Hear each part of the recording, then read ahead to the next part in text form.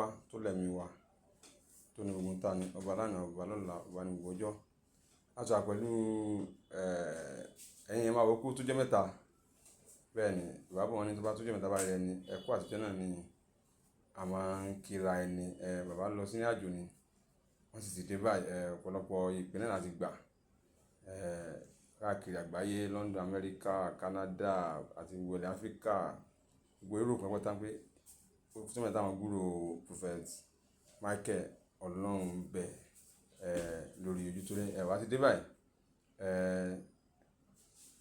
Wọ́n ti dé láti máa lo gbogbo ohun tọ́lọ́run fún wọn fún ìdáǹdè ìtúsílẹ̀ àti ìgbéga gbogbo ọmọ èèyàn.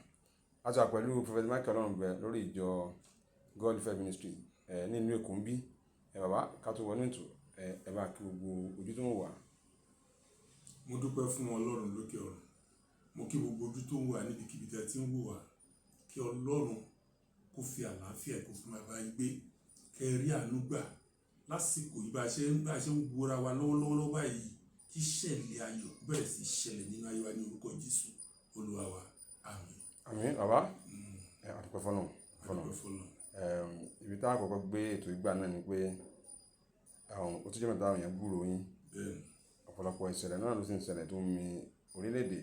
Ìṣẹ̀lẹ̀ aburú ní mi wá. Bàbá lọ́wọ́lọ́wọ́ yìí kí ni àwọn àsọtẹ́lẹ̀ tí ẹ ní fún Nàìjíríà? Ṣé rí lórí ọ̀rọ̀ Nàìjíríà máa dà.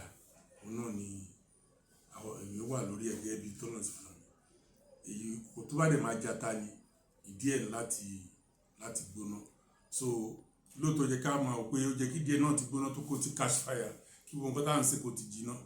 Ó máa ń rí bẹ́ẹ̀ nígbà míì bí ògo bá ṣe rí náà pé giant of Africa bí ògo bá ṣe rí ó máa ń mú kí àwọn ìṣẹ̀lẹ̀ tó máa nípa kó ṣẹlẹ̀ nínú ayé èèyàn gbà míì. Ṣùgbọ́n tí èèyàn bá fi Ọlọ́run sílẹ̀ ibi gíga ni ayé onítọ̀hún.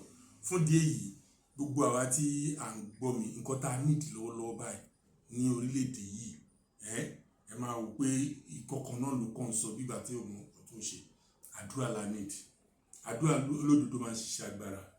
Ṣẹ̀rí bó bá ṣe ń le báyìí just ọ̀rọ̀ Nàìjíríà àbí mọ́ngò tí wọ́n fún ènìyàn ní ẹyọ kan nígbà tó ń fún lẹ́yọ kan ó dẹ̀ mú mọ́ngò yẹn ó rí sílẹ̀ ẹlòmíì jẹ tiẹ̀ lẹ́tẹ̀ nìkan mú tiẹ̀ ó fi panú ó rì mọ́lẹ̀ níbi tó ń rì mọ́lẹ̀ ó ń ṣètọ́jú ẹ̀ ó germinate ó jáde ó bẹ̀rẹ̀ sí digi ńlá wọ́n ń túnṣe kátórí kátófọ̀ ibẹ̀ ó digi ńlá tí ó mú ní èso rẹpẹtẹ tí ọ̀pọ̀lọpọ̀ èèyàn wá ń jẹ ẹni tó ti fi panú tó ní mọ́ngò yẹn wá di baálẹ̀ tí gbogbo ayé ń jẹ. Bẹ́ẹ̀ lọ́rọ̀ Nàìjíríà máa padà rí gbogbo nǹkan tó ń gbóná ó máa padà wá dẹ̀rọ̀.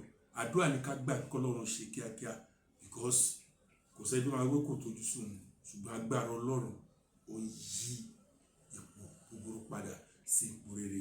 Nàìjíríà yìí dẹ̀ ní tẹ̀bá rí pa máa ń gbàdúrà ó ká tún tẹ̀síwájú láti máa gbàdúrà fún orílẹ̀-èdè pé orílẹ̀-èdè wa yìí ó máa dára. Ìtawà tí ń gbàdúrà yẹn lójijì ìyá rẹ̀ máa ṣẹlẹ̀. Tó ká máa gbọ́ ọ̀pọ̀lọpọ̀ àwọn wòlíì náà ní àpé ìjọba tó wà ń tà yìí pé kò lè sí nǹkan tó fẹ́ ṣe pé bí ó ṣe mọ̀ lọ náà nù. Ẹ̀yin lẹ́sọ̀ fún alákọ̀ọ́balẹ̀ pé Nàìjíríà máa dá sí láì ìjọba ilé ìlú máa dá ni àbí ìjọba míì tó bá dé. Ẹ ṣe rí ìgbàkigbà ni Ọlọ́run máa ń dé bí olè lóru. Kò sígbà tí Ọlọ́run ò lè ṣe. In fact tọ́lọ́run bá sọ fún yàn pé ẹni yìí ò lè ṣe tẹ́ni ẹ bá ronú pìwàdà tó bá decide láti ṣe Ọlọ́run kan náà ó máa tún padà lọ sọ pé ó yá ṣe.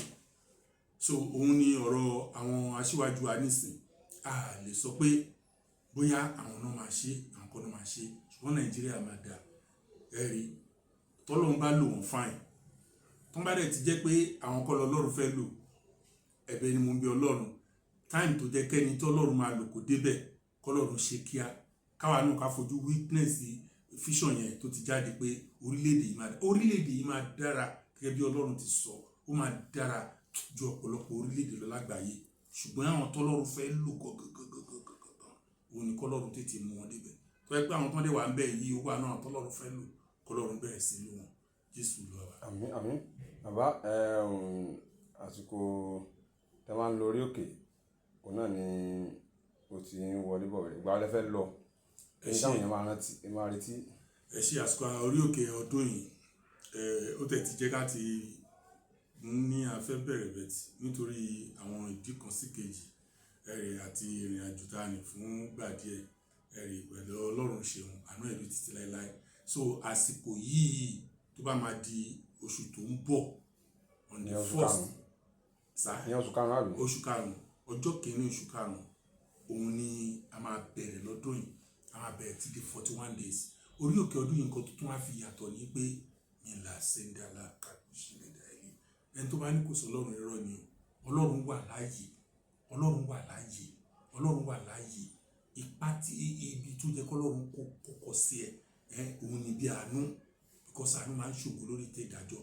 Bó tilẹ̀ wù kí ìdájọ́ kó le tó, bó ti wù kí ogun kó le tó, tí àánú bá sọ̀kalẹ̀ lọ́jọ́ kan àánú àbórí ẹ̀. Orí òkè àánú ni tọdún yìí 41 days ni orí òkè yìí. Tá bá ti bẹ̀rẹ̀ lọ́n the 1st oṣù tó ń bọ̀ yẹn, tó bá nágbára bá wa gbà, tó bá nágbára pé bó jẹ́ gbólóhùn ọ̀rọ̀ kan kó wọnú ayé ẹ̀ lè ṣe àánú. Sọ pé ìgbàgbọ́ ni ohun tó ń tẹ́nikẹ́ni mọ̀ ń pa ẹ̀ tí ó dẹ̀ rí ṣùgbọ́n tó mọ̀ kó máa ṣẹlẹ̀. Tó bá gbàgbọ́ pé ìyanu máa ṣẹlẹ̀, ìgbàgbọ́ tó ní ẹ̀ jẹ́ ká jọ gbàdúrà papọ̀. Ọlọ́run lè tibẹ̀ wogun ayé ẹ̀, Ọlọ́run lè tibẹ̀ tú àṣírí ìkọ̀kọ̀ tí Sátánì tó ti ń yọ̀dé lórí kó dohun bàjẹ́ fún. Ọlọ́run lè ti torí ẹ̀ mú aṣọ ọ̀fọ̀, aṣọ ìbànújẹ́, aṣọ òṣì, aṣọ ìpọ́njú, aṣọ ìnira, aṣọ ìjákulẹ̀ ìtáyé fi wọ̀ ẹ́. Nínú ìwé Sakaraya orí 3 ẹsẹ̀ 3 wọ́n ní kó bọ́ aṣọ ìbànújẹ́ náà kúrò, wọ́n lè bọ́ kúrò. Ọlọ́run lè fàsìkò yẹn bọ́ kúrò lọ́rùn ẹ̀ because ó ti dá májẹ̀mú pé òun ń ṣàánú fún àwọn tó ń ṣàánú fún. Definitely irú ìwọ tó ń gbọ́rọ̀ yìí tó dẹ̀ pé lásìkò yìí láti gbàdúrà ẹ̀ ìkan náà tó lọ́run fẹ́ ṣàánú fún mi. Mo dẹ̀ gbàdúrà bọ́lọ́run ti ṣèlérí ní orúkọ Jésù yóò múṣẹ fún gbogbo wa. Jésù Olúwa. Àmín àmín. Ètò túmọ̀ sí pé àwọn èèyàn láǹfààní láti pè yín fún ẹ̀bì àdúrà ìtúsílẹ̀ ìṣòro tó bá ń jà wọ́n.